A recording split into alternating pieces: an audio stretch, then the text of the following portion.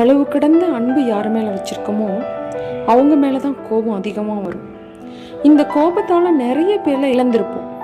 நல்லா யோசிச்சு சொல்லுங்க. சொல்ல முடியாத சோகங்களைத்தான் நம்ம கோபமாக வெளிக்காட்டியிருப்போம்.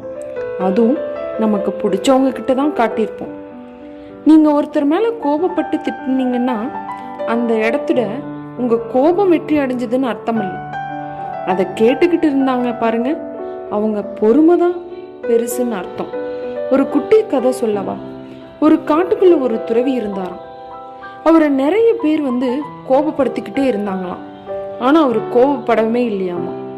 அப்ப அவரோட சிஷ்யர் கேட்டாராமா, உங்களை எவ்வளவுதான் கோபப்படுத்தினாலும் அவமானப்படுத்தினாலும் ஏன் உங்களுக்கு கோபமே வரமாட்டேங்குதுன்னு கேட்டாராம்.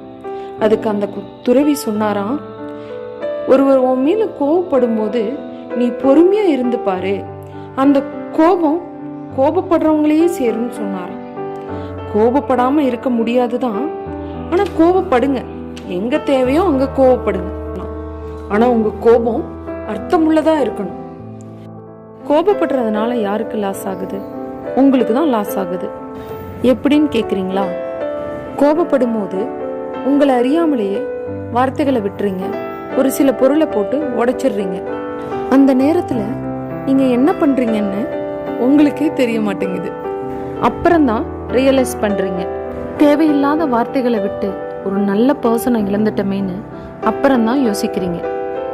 கோபப்படுறதுனால உங்க உடம்பும் மனசும் தான் பாதிக்கும். கோபத்துல எதையோ தூக்கி எறிகிறோம். ஆனா அந்த கோபத்தை தூக்கி எறிஞ்சு பாருங்களேன். அந்த கோபத்தை தூக்கி எறியறதுக்கு ஒரு சில டிப்ஸ் சொல்றேன், கேளுங்க. உங்களுக்கு கோபம் வரும்போது 10ல இருந்து 1 வரைக்கும் நம்பர் எண்ணுங்க. அதுவும் முடியலையா, கிடுகிடுன்னு ஓடி போய் சமையல் ரூம்ல ஒரு டம்ளர் தண்ணி எடுத்து வாயில ஊத்திக்கோங்க. அந்த கோபம் குறையிற வரைக்கும் அந்த தண்ணியை முழுங்காதீங்க. அதுவும் முடியலையா, கோபம் வந்துருச்சா, உடனே உங்க வீட்டை விட்டு வெளியே போய் அந்த கோபம் முடிகிற வரைக்கும் ஒரு 10 நிமிஷமோ அரை மணி நேரமோ ஸ்பெண்ட் பண்ணிட்டு வாங்க. கண்டிப்பா கோபம் குறைஞ்சிரும். உங்க கோபம் நீங்க நேசிப்பவர்களை வெறுக்க வைக்கும். ஆனா உங்க அன்பு நீங்க வெறுப்பவர்களையும் நேசிக்க வைக்கும். கோபத்தை குறைச்சி அன்பா இருந்து பாருங்க. உங்களை பிடிக்காதவங்களையும் உங்களுக்கு பிடிக்கும். என்னுடைய இந்த பதிவு பிடிச்சிருந்ததுன்னா சப்ஸ்கிரைப் பண்ணுங்க, லைக் பண்ணுங்க, ஷேர் பண்ணுங்க. தேங்க்யூ.